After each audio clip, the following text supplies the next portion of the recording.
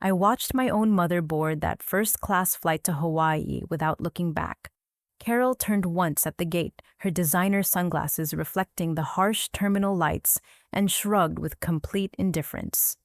"You can figure it out," she said, clutching her new husband Derek's arm while his twin daughters giggled behind matching Louis Vuitton carry-ons. The gate agent was calling final boarding as I stood there 15 years old holding a ticket home instead of to paradise. Security approached asking where my guardian was. That's when it hit me like ice water. My own mother had deliberately abandoned me at LAX with no money, no phone, no way home, choosing luxury over her daughter's safety. The betrayal felt like drowning in broad daylight. 6 months earlier, when Carol married Derek Wellington, everything changed overnight. She transformed from my imperfect but present mother into someone I barely recognized. Derek owned a chain of luxury car dealerships across California, and his wealth immediately became Carol's new religion. His daughters, Madison and Taylor, were 17-year-old twins who treated everyone like servants. They had perfectly straight blonde hair, flawless makeup, and attitudes that could freeze hell over. From day one, they made it clear I was unwelcome in what they considered their new kingdom. "Brigitte takes up so much space," Madison would whisper loud enough for me to hear. Taylor would add, "Why does she even live here anymore?" Carol never defended me. Instead, she started agreeing with them. The house we'd shared for 10 years suddenly felt foreign. Carol removed my childhood photos from the mantle, replacing them with professional portraits of Derek's family.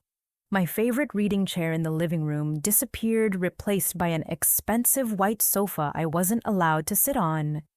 "Derek's girls need this bonding time," Carol had said that morning, thrusting the different ticket into my hands. "You'll understand when you're older." But I understood perfectly. She chose them over me. Now standing in the echoing terminal, I felt completely invisible. Travelers rushed past with their rolling suitcases and excited chatter about destinations. Nobody noticed the scared teenager clutching a ticket to nowhere.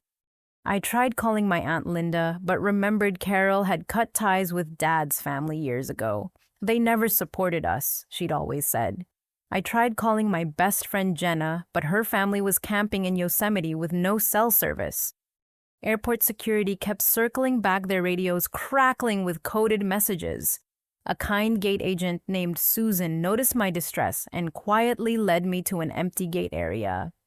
"Honey, what's going on?" she asked, her voice gentle but concerned. The words tumbled out between tears. Susan's face grew darker with each detail. She handed me tissues and discreetly allowed me to use the gate phone. Desperate, I remembered something from years ago. Before Carol threw away everything connected to my father, I'd hidden some papers in my diary. Dad had left business cards when I was 10, before Carol threatened him with restraining orders. My hands shook as I dialed information. "Morrison Industries, please."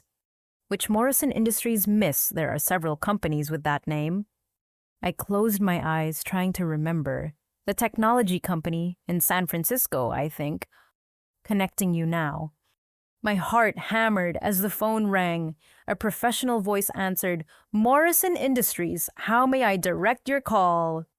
"I need to speak with James Morrison," I whispered. "Mr. Morrison is in meetings all day. May I take a message?"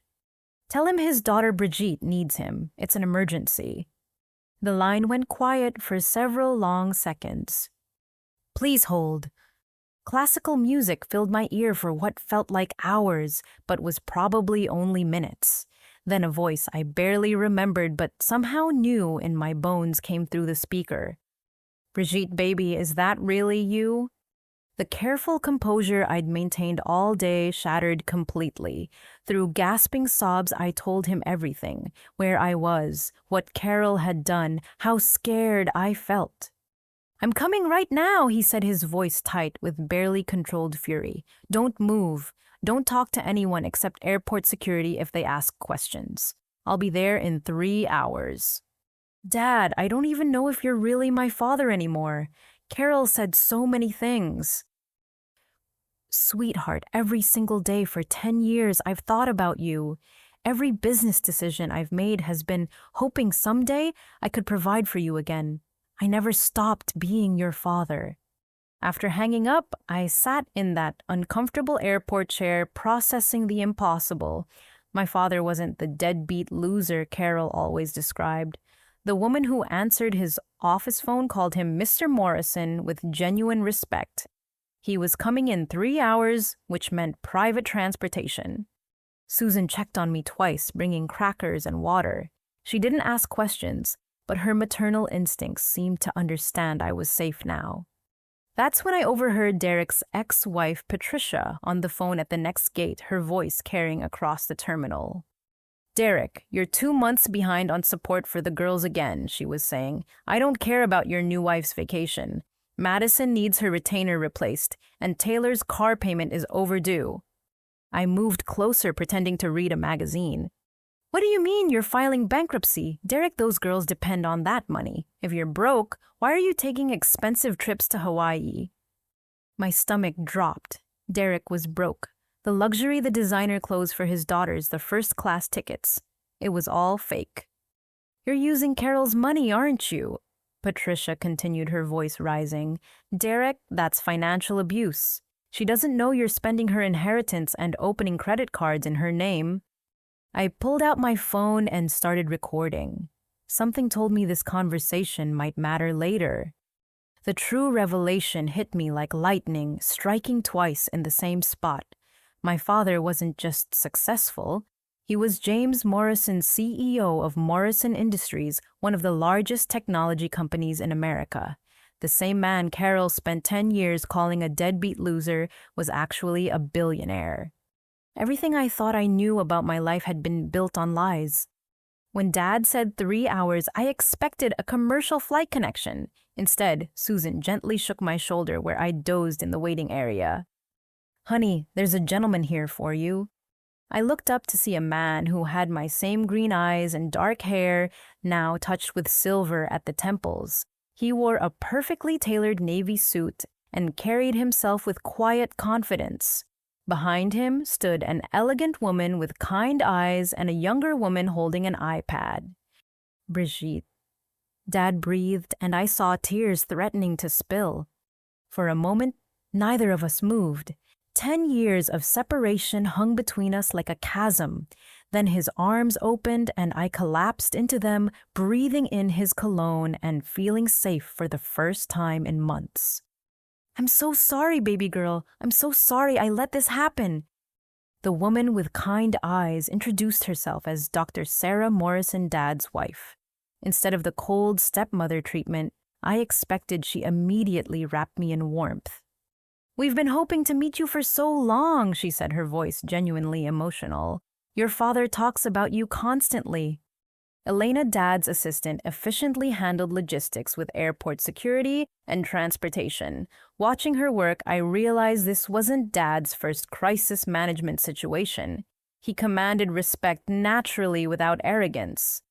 On the walk to the private aviation terminal, Dad explained what my life had really been like. "Carol threatened restraining orders if I contacted you directly," he said, his jaw tight with old anger. "But I never stopped trying to be part of your life. I sent birthday gifts every year." "I never got any gifts," I said quietly. "I know that now. I hired investigators 2 years ago when I remarried Sarah. We needed to understand what was happening to you." Sarah took my other hand. "As a pediatric surgeon, I see the effects of parental alienation regularly. What Carol did to you is a form of emotional abuse." "We documented everything," Elena added, scrolling through her iPad. "Bank records showing your father's support payments that Carol claimed never existed. Intercepted mail. Even social media posts where Carol deliberately excluded you from family photos while claiming financial hardship." My head spun trying to process this information. "But we were always broke. Carol worked double shifts at the hospital. She said you abandoned us." Dad stopped walking and turned to face me fully. "Brigitte, I've been sending Carol $3,000 every month since the divorce. She told the court system you didn't want contact with me. She moved 4 times without providing forwarding addresses. Every legal avenue I pursued, she blocked with false claims of harassment. Oh, $3,000. The number didn't compute. We lived in that tiny apartment. I wore thrift store clothes. Carol said we couldn't afford. Your college fund has grown to $400,000, Elena said gently. Your father never stopped planning for your future. The private jet was smaller than I'd imagined, but incredibly luxurious. Leather seats, polished wood trim, and windows larger than my bedroom back home. As we took off, Dad explained his business. Morrison Industries developed software security systems for major corporations and government agencies. He'd started the company from his garage 15 years ago, driven partly by pain of losing me and determination to build something lasting. Every contract I signed, every investor meeting I took part of me was thinking about providing for you someday, he said. I knew Carol painted me as a failure, but I hoped eventually you'd learn the truth.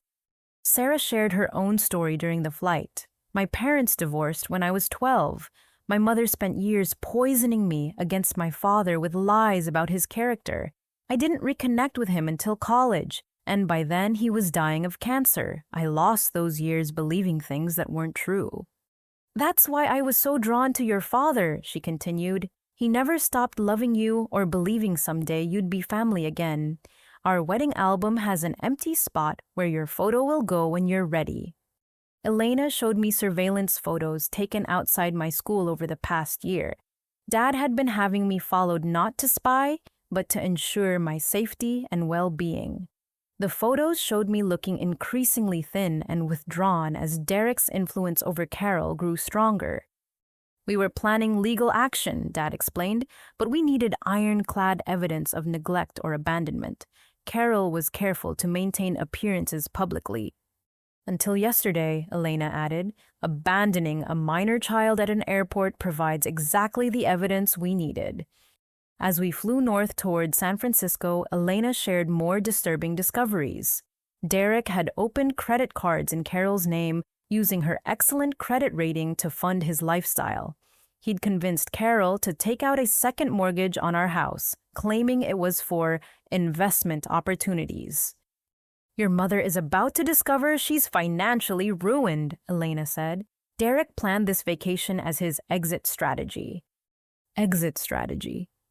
Dad's expression darkened. Derek has a one-way ticket to the Cayman Islands leaving tomorrow. He never planned to return with Carol. She's funding her own abandonment. The pieces clicked together like a horrible puzzle. Carol didn't just choose Derek's daughters over me. She'd been manipulated into destroying her own life by a con artist who was planning to disappear. Does she know? I asked. Not yet, Sarah said. She will when she tries to use her credit cards in Hawaii.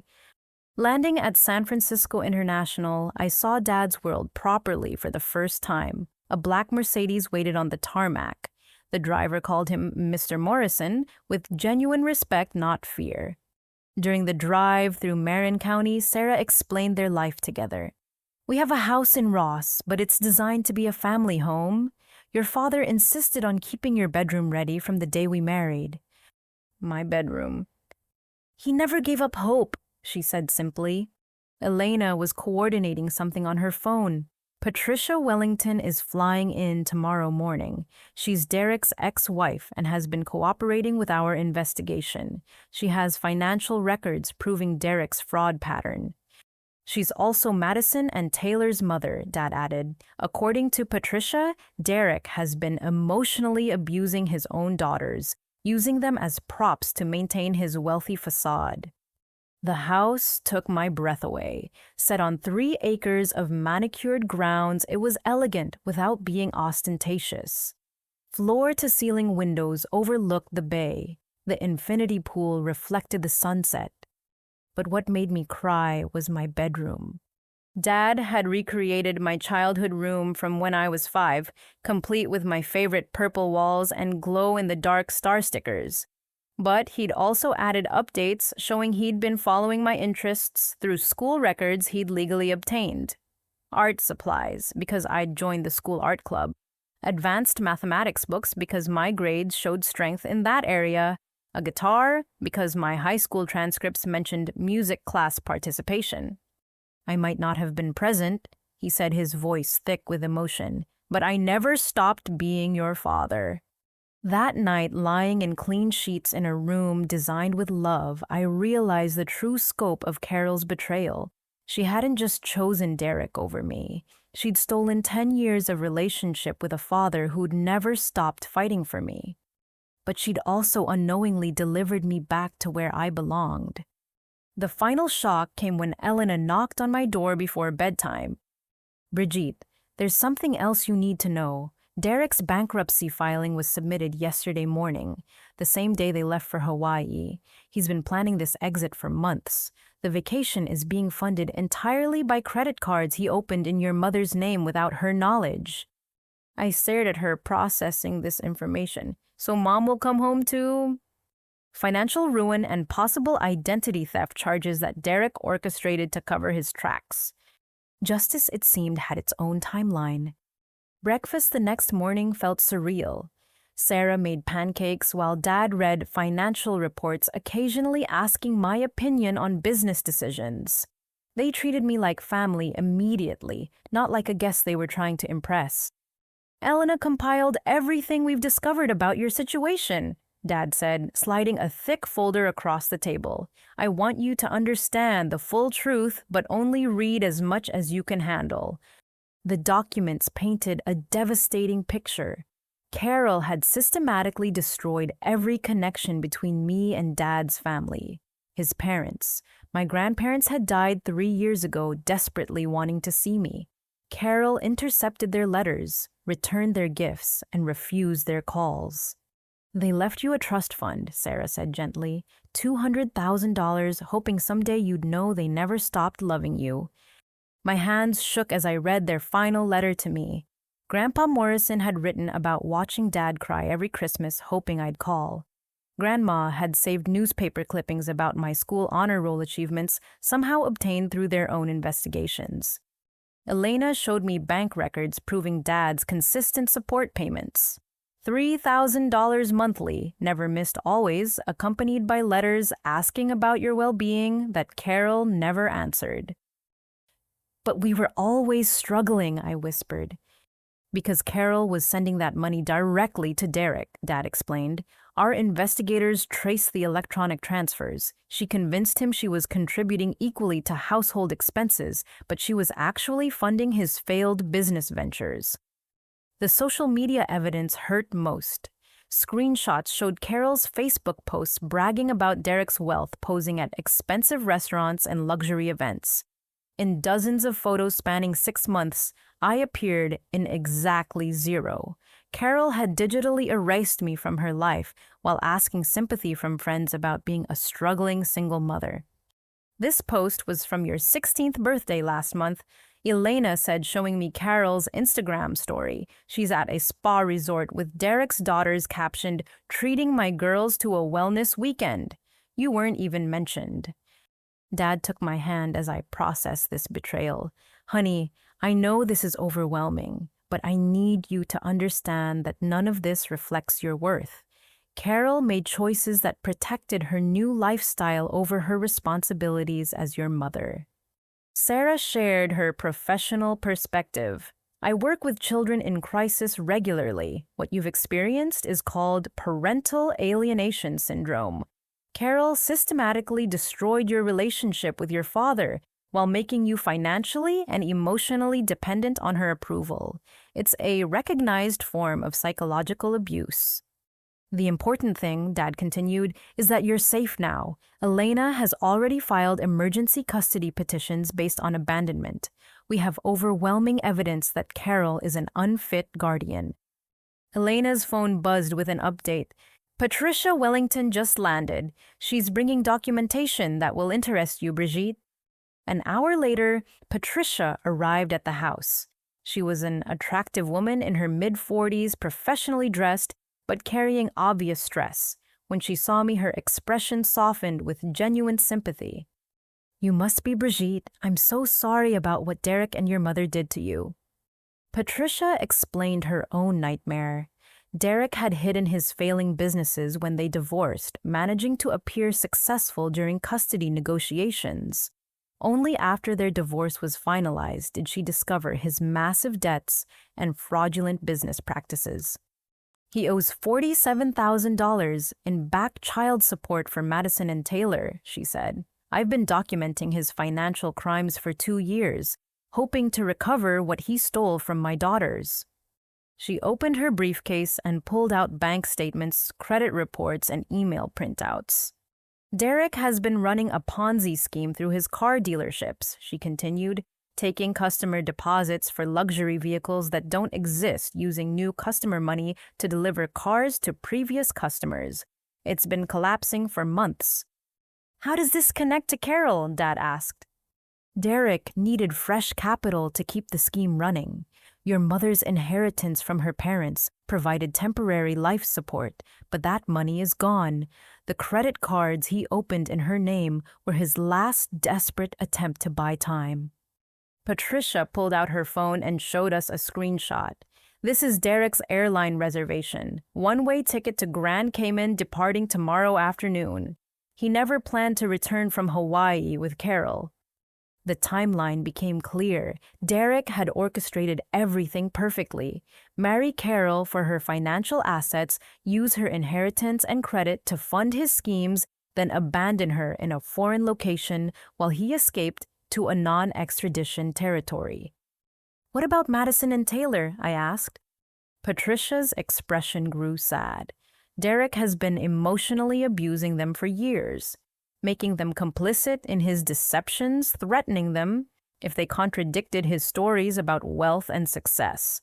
They're as much his victims as you are. She showed me text messages Madison had sent her the night before departure. Mom, Derek is making us be mean to Carol's daughter again. I don't want to be cruel to her anymore. She seems really sad and lonely. Can we please go back to living with you? My daughters aren't naturally cruel, Patricia explained. Derek convinced them their financial security depended on maintaining his illusion of success. They thought being mean to you was protecting their future. Elena was taking notes rapidly. This gives us additional evidence of Derek's manipulative behavior and the hostile environment he created for Brigitte. Dad studied the documents with intense focus.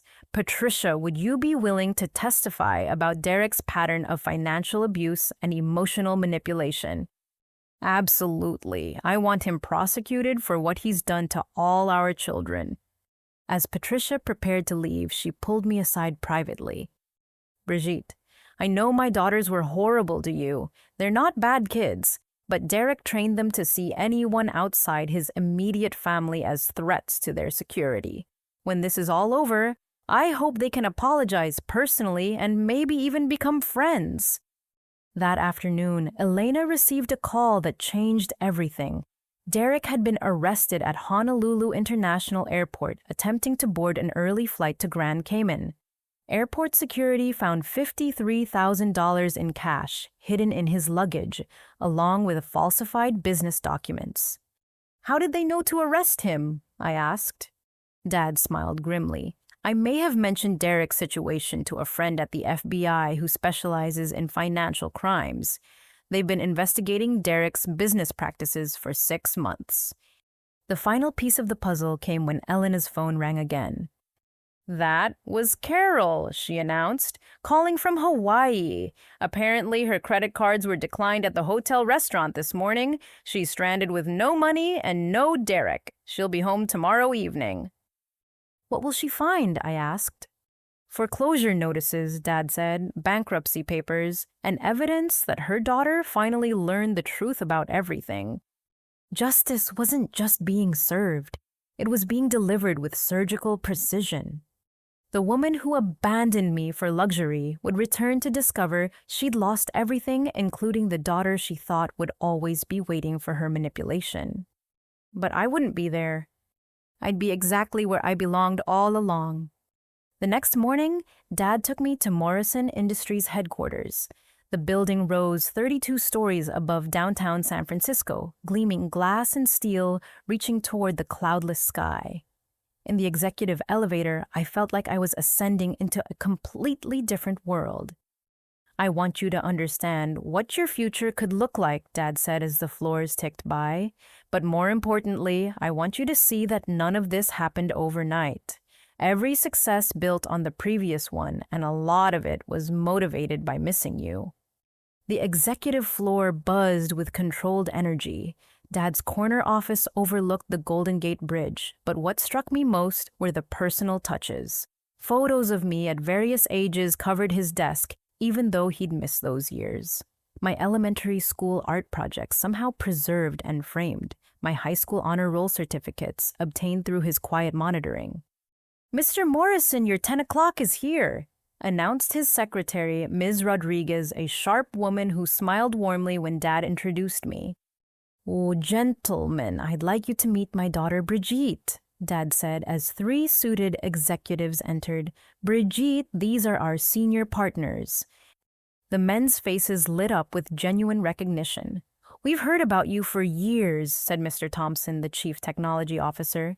"Your father keeps your photo on his desk and talks about your potential constantly." During the brief meeting about a new government contract, I watched Dad navigate complex negotiations with calm authority. He asked my opinion on a user interface design, treating my perspective with respect. These powerful men listened when I spoke, following Dad's lead in valuing my input. After the meeting, Elena briefed us on the Carol situation. She's flying back this afternoon. The house is already being prepared for foreclosure proceedings. Derek's bankruptcy lawyer contacted her this morning to inform her she's listed as a creditor, not a beneficiary. "What does that mean for her?" I asked. "She owes approximately $87,000 on credit cards Derek opened fraudulently in her name. Her house will be sold to pay Derek's debts, but the proceeds won't cover what he stole from his business clients." Dad's expression darkened. "What about criminal liability?" "The district attorney is reviewing whether to charge her as an accessory," Elena continued. "Derek used her social security number and financial information to establish business accounts that facilitated his fraud. She could face up to 3 years in prison unless she cooperates with prosecution." The reality hit me like ice water. Carol hadn't just lost her lifestyle. She'd lost everything and might go to jail for crimes Derek committed using her identity. "I know this is complicated emotionally," Dad said gently. "She's still your mother even after everything she's done. How you handle this relationship going forward is entirely your choice." That afternoon, Sarah took me shopping for what she called normal teenager clothes. Not designer items meant to impress others, just well-made clothes that fit properly and reflected my actual personality. As we browsed through Nordstrom, she shared more about their life together. "Your father never dated seriously after divorcing Carol," she said. "He told me on our first date that any woman in his life would need to understand that his daughter came first, even though you weren't living with him." How did you feel about that? I respected it completely. A man who abandons his children for a new relationship isn't someone I'd want to marry anyway. Sarah had her own successful medical practice, but made it clear she wanted to be a mother figure if I was open to that relationship. "I can't replace the mother you should have had," she said, "but I'd love to be the mother you deserve from now on." That evening, as Carol's flight landed at SFO, we watched the news coverage of Derek's arrest. Financial crimes investigators had discovered his scheme involved over $2 million in fraudulent transactions. Several elderly investors had lost their retirement savings. "The scope is much larger than we initially understood," Elena explained. "Derek faces federal charges that carry up to 20 years in prison." Patricia called with updates about Madison and Taylor. They're in therapy processing how Derek manipulated them. They want to write Brigitte apology letters, but I told them to wait until they're emotionally ready to be completely honest. Dad's legal team, led by attorney Margaret Chen, had prepared our strategy carefully. Rather than hiding from Carol, we would meet her confrontation directly armed with irrefutable documentation of her neglect and abandonment. She'll likely try emotional manipulation first, Margaret explained. Claims that she was deceived by Derek, promises to be a better mother, threats about legal consequences if you don't return. How do we respond? I asked. With facts, Margaret said simply. We let her know that we have years of evidence documenting her choices. We offer limited cooperation with her legal troubles in exchange for her admitting publicly that she failed as your mother and agreeing to relinquish custody voluntarily. Elena's phone buzzed with a text message. Carol just arrived at the house. She's calling the police to report you as a runaway. Margaret smiled. Let her. We'll be very interested to hear her explain to police why she abandoned a minor child at an international airport with no supervision or financial support. 20 minutes later, Elena announced that police had visited the house but left after Carol couldn't provide a coherent explanation for the circumstances of my disappearance. They'd apparently noticed the foreclosure notices and moving boxes, realizing Carol's situation was more complex than a simple runaway case. She's driving here now, Elena said. Margaret, are you ready? We've been ready for months, Margaret replied. As we waited, Dad pulled me aside for a private conversation. Brigitte, the next few hours will be emotionally intense. Carol will try every manipulation technique she's used on you for years. Remember that none of her promises or threats can change the documented facts of how she treated you. I'm scared, I admitted. Part of me still loves her, even after everything. That's normal and healthy, he said. You can love someone and still protect yourself from their harmful behavior. You can forgive someone without accepting continued abuse. Sarah added her perspective. As a doctor, I've seen many families damaged by untreated mental health issues. Carol's behavior patterns suggest narcissistic personality disorder. That explains why she could be caring sometimes, but cruel when her self-image was threatened. The intercom buzzed. Mr. Morrison, there's a Carol Henderson here demanding to see Brigitte. She's quite agitated. Send her up with building security, Dad replied. Margaret checked her briefcase one final time. Remember, everything we say will be recorded. Let Carol reveal her true character through her own words and actions. The elevator doors opened and Carol stormed out like a hurricane seeking destruction. But she stopped short when she saw our assembled group. Dad in his business suit commanding natural authority. Margaret with legal documents spread professionally across the conference table. Elena recording everything on multiple devices. This wasn't the desperate single mother Carol expected to manipulate. This was a coordinated legal response to her abandonment of her child. Her mask of righteous anger flickered for just a moment before snapping back into place. Brigitte, come here right now, she demanded. We're going home. But I didn't move. For the first time in my life, I had people protecting me from her manipulation. And Carol realized she no longer held any power over the situation. The reckoning she'd been avoiding for months was finally beginning. Carol's voice echoed off the glass walls of Dad's conference room, but her usual intimidation tactics felt powerless in this setting. She looked smaller, somehow diminished by the professional atmosphere and the calm authority of the adults surrounding me.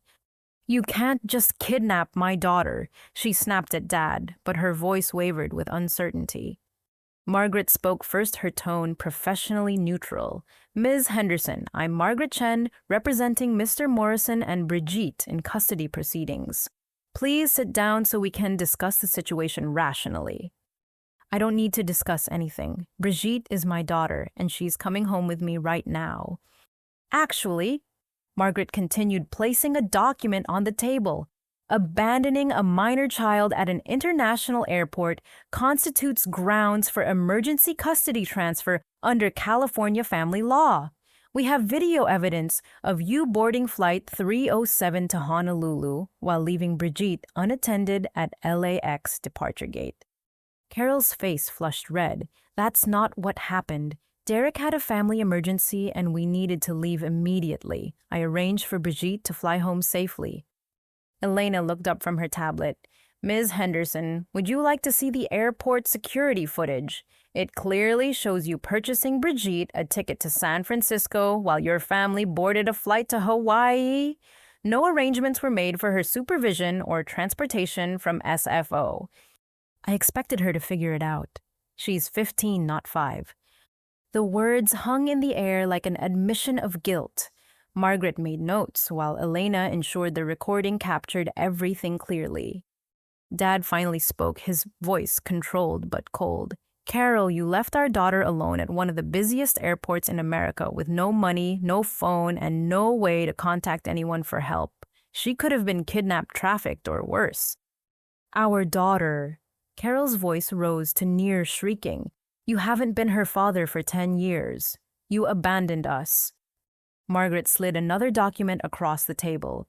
Bank records showing consistent monthly support payments totaling $360,000 over 10 years. Electronic transfer receipts. Certified mail records for birthday cards and Christmas gifts that were returned unopened. Carol glanced at the papers and I watched her realize the scope of evidence arrayed against her. Her manipulation strategies worked on isolated targets, not prepared legal teams. Those payments were pathetic, she said, but her voice lacked conviction. $3,000 a month doesn't raise a child.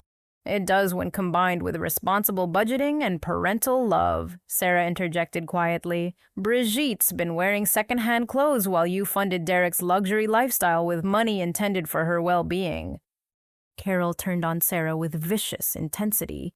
Don't you dare lecture me about raising my daughter. You don't know anything about sacrifice. I know about emotional abuse, Sarah replied calmly. As a pediatric surgeon, I'm required to report suspected child neglect. Brigitte shows classic signs of parental alienation syndrome and emotional manipulation. Elena received a text message and whispered something to Margaret, who nodded gravely. Ms. Henderson, we've just received word that Derek Wellington has been formally charged with wire fraud, money laundering, and identity theft. He used your personal information to establish business accounts that facilitated his criminal enterprise. Federal prosecutors are reviewing whether to charge you as an accessory. The color drained from Carol's face. That's impossible. Derek is successful. He owns multiple businesses. Derek is bankrupt and facing up to 20 years in federal prison, Margaret continued. Your house is being foreclosed to pay debts he accumulated using your credit. Your bank accounts have been frozen pending investigation. Carol sank into a chair as the full scope of her situation became clear. This is some kind of mistake. Derek loves me. We're building a life together. Elena showed her a tablet displaying Derek's arrest photo. This was taken yesterday in Hawaii when he attempted to board a flight to the Cayman Islands with $53,000 in cash. He never planned to return with you. That's not true, Carol whispered, but her voice carried no conviction. I watched my mother's carefully constructed fantasy crumble in real time. The wealthy husband, the luxury lifestyle, the picture-perfect family with Derek's daughters.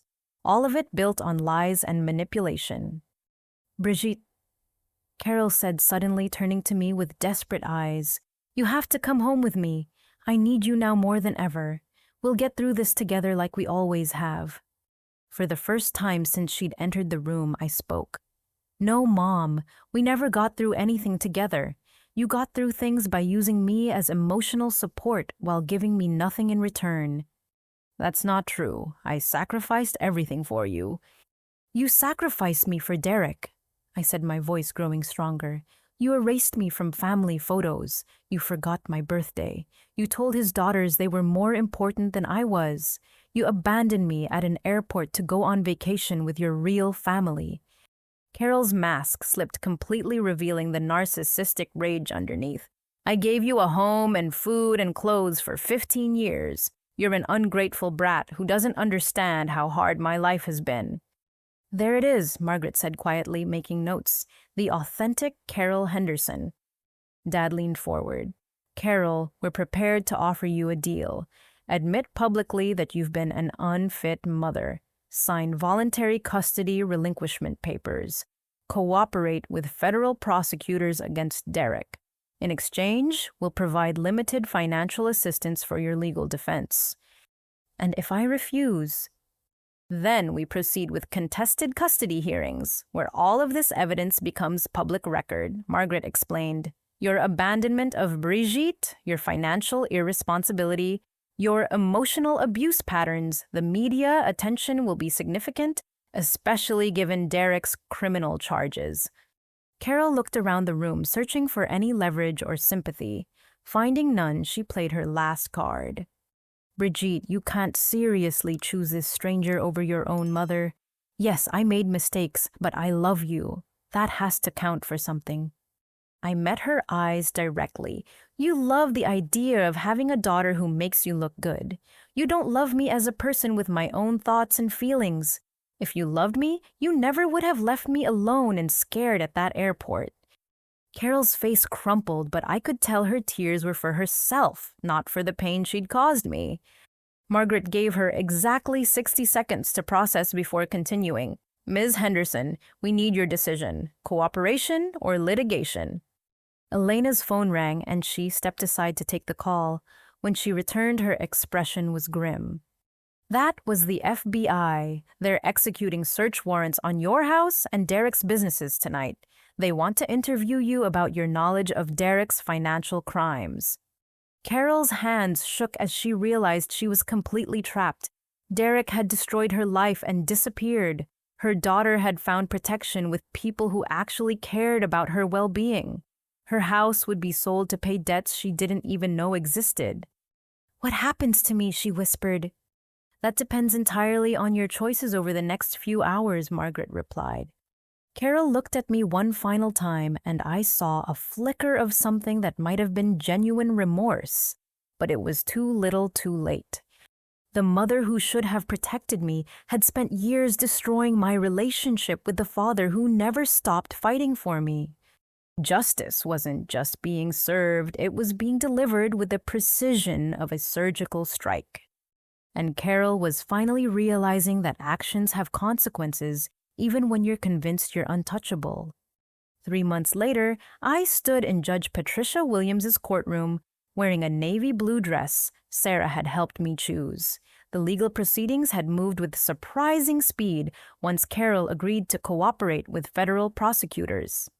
Derek's criminal enterprise was even more extensive than anyone initially realized. FBI investigators discovered he'd defrauded over 40 clients, stealing approximately $2.7 million through fake vehicle sales and investment schemes. His Ponzi operation had been running for almost 4 years. Carol sat at the defendant's table, looking haunted. Months of therapy mandated by the court had forced her to confront the psychological patterns that enabled her abuse of me and her susceptibility to Derek's manipulation. "Your Honor," said Assistant District Attorney Rebecca Martinez, "Ms. Henderson has provided substantial cooperation in the prosecution of Derek Wellington. Her testimony was instrumental in securing his conviction on all federal charges. Derek had been sentenced to 18 years in federal prison after pleading guilty to wire fraud, money laundering, and identity theft. The judge noted that Derek showed no remorse for destroying multiple families, including his own daughters." Patricia Wellington sat behind Carol, offering support despite everything Derek had done to both their families. The two women had formed an unlikely friendship during the legal proceedings, bonded by their shared experience of Derek's manipulation. Madison and Taylor were in therapy with Patricia, processing years of emotional abuse and learning to rebuild their relationship with healthy boundaries. They'd written me genuine apology letters, and we'd started texting occasionally. The friendship would take time, but the foundation was authentic now. "Ms. Henderson," Judge Williams addressed Carol directly, "you've pleaded guilty to accessory charges related to Mr. Wellington's financial crimes. However, the court recognizes that you were also a victim of his manipulation and fraud." Carol's voice was barely audible. "Yes, Your Honor." Your cooperation with federal prosecutors and your completion of court-mandated therapy demonstrate genuine acceptance of responsibility. However, your abandonment of your minor daughter shows a pattern of placing your own desires above your child's welfare. Judge Williams reviewed the custody documentation thoroughly. Mr. Morrison, the court has reviewed your petition for emergency custody and finds overwhelming evidence that returning Brigitte to Ms. Henderson's care would not serve her best interests. Dad squeezed my hand as the judge continued. Ms. Henderson, do you voluntarily relinquish all parental rights and custody of Brigitte Morrison, Henderson, to her biological father, James Morrison? Carol stood shakily. Yes, Your Honor, I agree that Brigitte will be better cared for by her father. The words I'd waited months to hear felt both victorious and sad. Carol was finally admitting what we all knew. She'd never been capable of putting my needs before her own desires. Mr. Morrison, the judge continued, the court awards you full legal and physical custody of your daughter. Ms. Henderson will be permitted supervised visitation once monthly contingent on continued therapy participation and stable living arrangements. Elena, who'd become like an older sister to me, smiled from the gallery. Sarah wiped away tears of joy. Margaret Chen nodded with a professional satisfaction at the outcome. After court, we gathered at Dad's house for what Sarah called a family celebration. Patricia joined us with Madison and Taylor, who were slowly learning to interact without Derek's toxic influence. "Dear Brigitte," Madison said quietly, "I know we were horrible to you. Derek told us that if we weren't mean to you, he'd leave Mom and we'd lose our house. We were scared and thought we had to choose sides. He made us believe you were trying to take away our security," Taylor added. "We know now that wasn't true. You were just a kid trying to survive like us." Their apologies felt genuine. We wouldn't be best friends immediately, but the possibility of real relationship existed now. Patricia shared an update about Derek's other victims. Several families have filed civil suits to recover money he stole. The court ordered restitution, but Derek has no assets left. The victims will recover very little. "What about Carol's financial situation?" Sarah asked. Elena answered. Her cooperation with prosecutors reduced her sentence to 18 months probation instead of prison time. She's living in a studio apartment and working at a medical clinic. The court ordered her to pay restitution to Derek's victims from her portion of the house sale proceeds. Carol had lost everything material. The house, the luxury lifestyle, the wealthy husband who turned out to be a criminal, but she'd gained something more valuable, forced self-awareness through therapy. "Has she asked to see me?" I wondered. "Every week," Elena replied, "but she's respecting the court's requirement for supervised visits only. Her therapist believes she's genuinely working to understand how her behavior damaged you." Dad had been quiet during most of these conversations, but now he spoke directly to me. "Honey, how you handle relationship with Carol going forward is entirely your choice. You're not required to forgive her or have contact with her, but if you decide you want to try rebuilding something, we'll support that too." I thought about this carefully. Carol would never be the mother I'd needed during childhood, but maybe she could learn to be a healthier person who wouldn't cause future damage. "I think I'd like to see her once," I said, "with supervision, just to see if she's really changing or if it's another manipulation." Sarah nodded approvingly. "That sounds like a mature approach. You're not closing the door, but you're protecting yourself." That evening, as we sat by the pool watching the sunset, Dad shared something he'd kept private for months. "Brigitte, I need you to know that every business success I've achieved has been motivated partly by losing you. Morrison Industries exists because I was determined to build something lasting that could provide for you someday. You never stopped believing we'd be reunited. Never. Even during the darkest periods when Carol's lawyers made contact seem impossible, I knew someday you'd learn the truth. I just had to be ready when that day came." Elena joined us with news about my college applications. With Dad's support and my improved grades from the stable environment, I'd been accepted to Stanford, UCLA, and Berkeley for early admission. Was Stanford offered you a full merit scholarship, she announced. They were impressed by your academic recovery and your personal essay about overcoming family trauma. Sarah beamed with pride. A merit scholarship to Stanford. Carol told you for years that you weren't college material.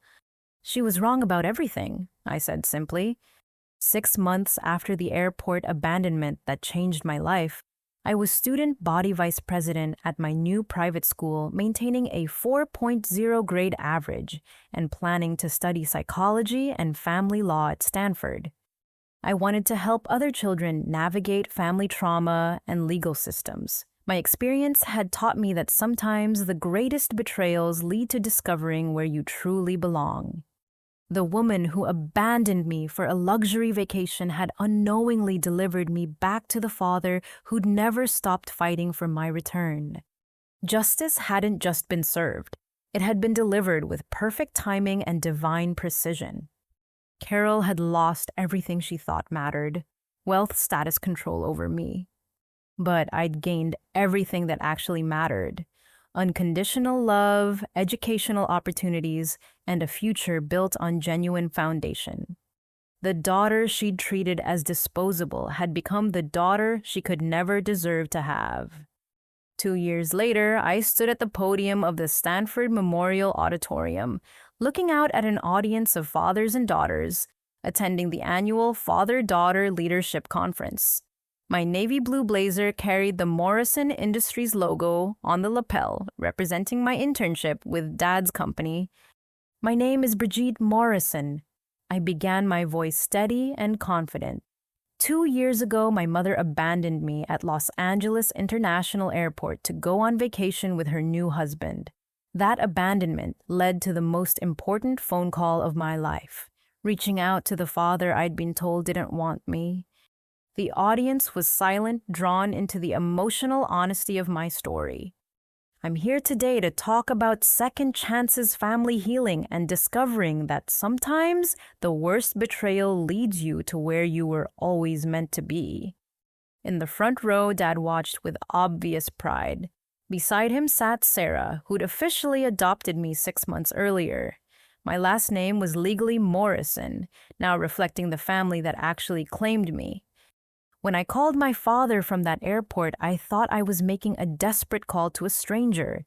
Instead, I was coming home to a man who'd spent 10 years building a life designed to welcome me back. I shared how Dad had kept my bedroom ready, followed my academic progress, and maintained hope despite legal barriers Carol created. The audience of fathers nodded with understanding. These were men who understood unconditional love for their children. My father taught me that true family isn't defined by biology or legal documents. It's defined by who shows up when you need them most, who fights for you when you can't fight for yourself, who builds their dreams around your potential. After the speech, dozens of people approached with their own stories of family healing and second chances. One father mentioned that he'd been inspired to reach out to an estranged daughter. A teenage girl shared that my story gave her hope about her own difficult family situation. Elena, now more like an older sister than Dad's assistant, coordinated my schedule. Brigitte, you have 3 more speaking requests this month. The California Family Law Association wants you to address their annual conference. My advocacy work had grown organically from my personal experience. I spoke regularly about parental alienation, testified before state legislative committees about family law reform, and mentored other teenagers navigating custody disputes. "Oh, how's Carol doing?" Sarah asked as we drove home across the Golden Gate Bridge. I considered the question carefully. Better, I think. Her therapist says she's making genuine progress, understanding how her choices affected me. But progress doesn't erase the damage. I'd been visiting Carol monthly for the past year under court supervision.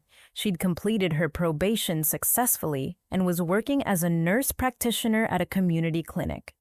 The therapy had helped her understand her narcissistic patterns, but rebuilding trust would take much longer.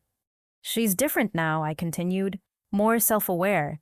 She acknowledges what she did wrong without making excuses, but I don't think we'll ever have a normal mother-daughter relationship.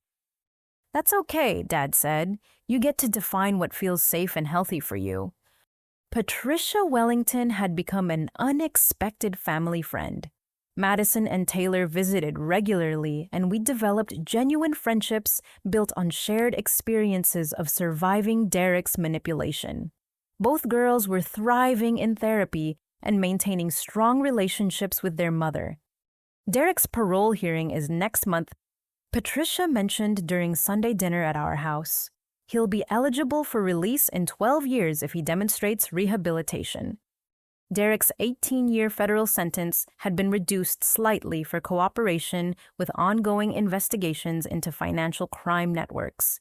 He'd helped prosecutors identify other fraudulent schemes operating in California and Nevada. "Do you think he'll actually change?" Madison asked. "Some people change when they face real consequences," Sarah replied. "Others just get better at hiding their true nature. Derek's pattern of manipulation goes back decades. Real change would require him to completely reconstruct his personality." Elena brought updates about Morrison Industries. "Your father announced the Brigitte Morrison Scholarship Foundation last week. Full rides to Stanford for teenagers who've overcome family trauma and want to study law or psychology.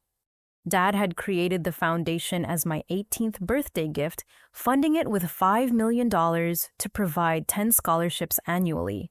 The first recipients would be selected next month.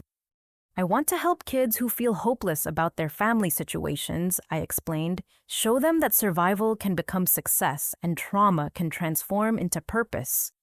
That evening, preparing for my freshman year at Stanford, I reflected on the journey from airport abandonment to family restoration.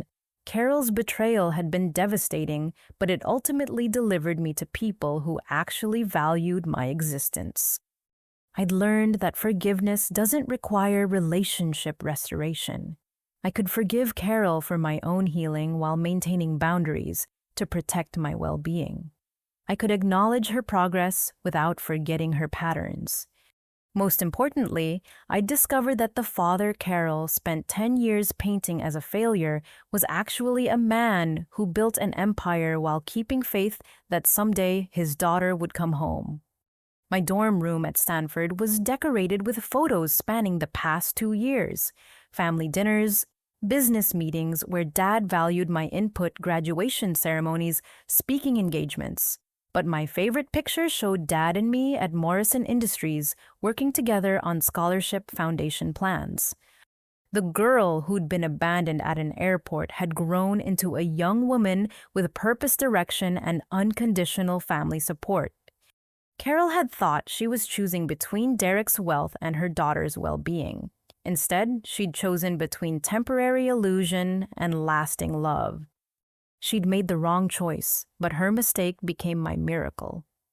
The daughter she'd abandoned for luxury had returned to luxury she'd earned through authenticity and love. Justice hadn't just been served. Justice had been transformed into blessing. As I looked toward my freshman year at Stanford, preparing to study family law and child psychology, I knew my purpose was clear.